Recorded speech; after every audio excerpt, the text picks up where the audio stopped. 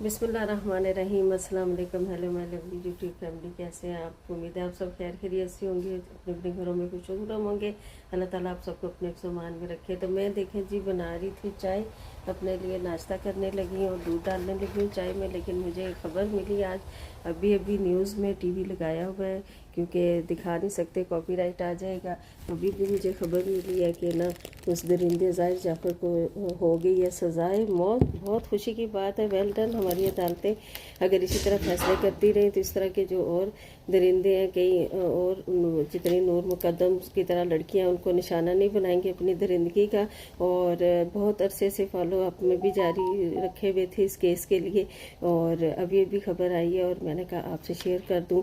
और उसके वालिदैन को बरी कर दिया गया है और मुलाजमीन को भी, दोनों को 10-10 साल कैद हुई है। तो वेल डन, हमारी अदालतें अच्छा, अगर इसी तरह अच्छा काम करती रहे तो हर किसी को इंसाफ मिले।